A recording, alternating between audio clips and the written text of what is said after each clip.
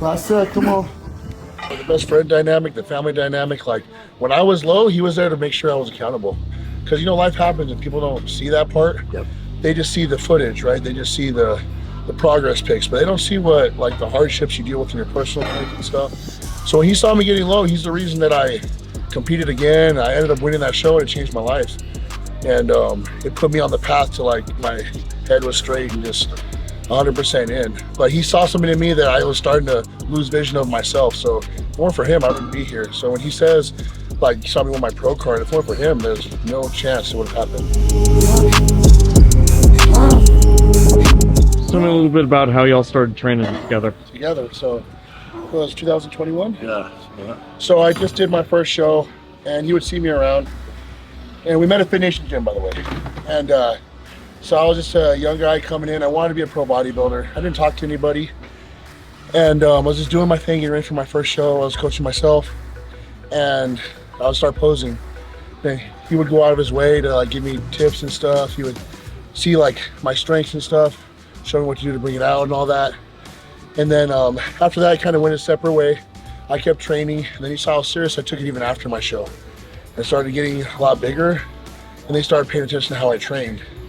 And he saw that I trained with a lot of heart. And it wasn't just the amount of weights I was using, it was the effort that I was putting into it. And he was looking for a training partner at the time. Tried a few people, just weren't matching his energy and his will. And so watching me, one day he goes out of his way and he asked me if I wanted to be his training partner. And when I walked in, he was the biggest guy in that gym. And at 280 pounds, he had a full set of abs and strong as an ox. And I was like, that's everything I want to be. So I'd be dumb to ever pass this up. And I'm somebody that really likes to learn from anybody that I can, especially if I'm trying to get somewhere fast. So it started off as training partner, just recognized by hard work ethic, and then it turned to a really strong friendship. He's my best friend. So yeah, turned to family. I seen him training, and I seen how far he would take his sets, how far he would take his reps, and I was only really trained like that. There was other guys like that, but just not that couldn't match my energy, like you said. And when I seen him the way he was training, I knew it right away. I was like, man, this guy's gonna help me grow too. So I seen it. As he scratching my back, I'm gonna scratch his. He was getting stronger, I was strong, so we just put two and two together. And even now, our training styles are somewhat different because we have different bodies. But everything we do, we talk about. We figure out, okay, well, let's do this for this reason, let's do that for that reason, and we just mesh. We just mesh really well,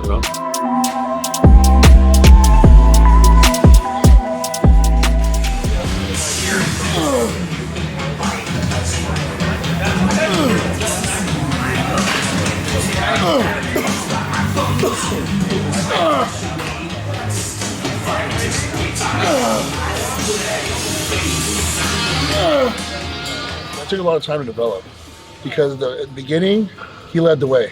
It wasn't that I didn't have a say in anything. I was just there with the willingness to learn.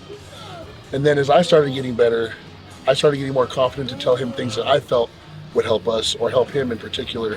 Because I had strengths that he didn't have at a certain point, and then vice versa. And so just feeding off each other, being open and not giving a damn about training experience or age or whatever. Just no egos. No yeah, egos. like you said, no ego. And I think that's why we mesh.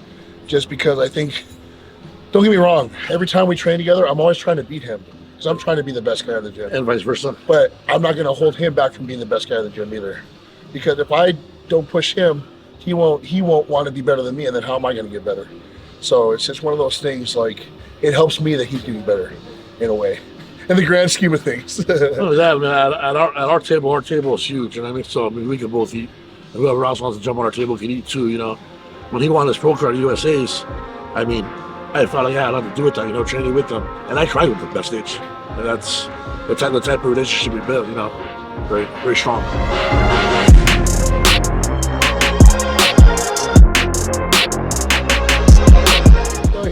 He talks about work ethic, right? The best friendship, the best friend dynamic, the family dynamic. When I was low, he was there to make sure I was accountable. Because life happens and people don't see that part. Yep. They just see the footage, right? They just see the progress pics, but they don't see what the hardships you deal with in your personal life and stuff. So when he saw me getting low, he's the reason that I competed again. I ended up winning that show and it changed my life. and it put me on the path to like my head was straight and just 100% in. Like something with my pro card, if it weren't for him, there's no chance it would have happened. Life would have won. But because you know you're young, like when that was happening, I still wasn't 100% confident in myself, my abilities, and just, you know, when negativity happens in your life, some people let it win.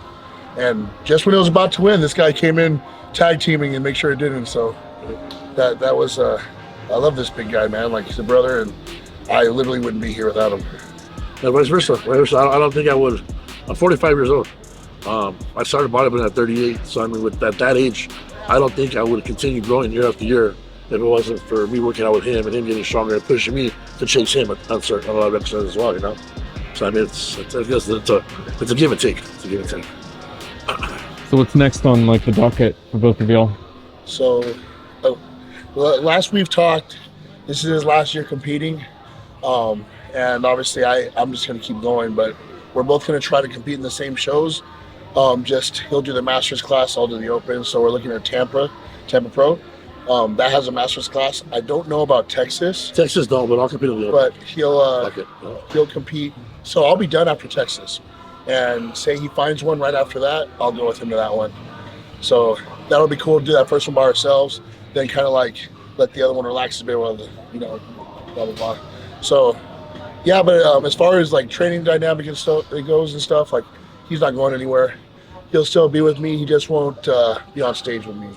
And I mean, as far as like, you know, he's 45 years old, and it's not that he's old, but on the competitive stage and stuff, you got to like weigh your options as far as like, what do you want to do with your life after stage? And so that's kind of where we're at. I want him to be around as long as possible and be there for my journey the rest of the way. So, and I have a kid on the way, you know, it's gonna be the Nino right here. So it's just like, he's got to be around for him, you know.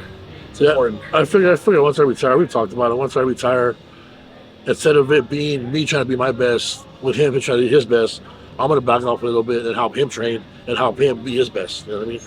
Still train beside him and give him that little extra push. You know. Trust me, like days like today, man, on your 300 pounds, you don't want to do this. Definitely not. I love it to death, and I'll do it again next week and the week after that. But sometimes, man, when you're in it, you're tired, you can't breathe. It's like, jeez, you see it, you know. So something different. It's nice to have that push.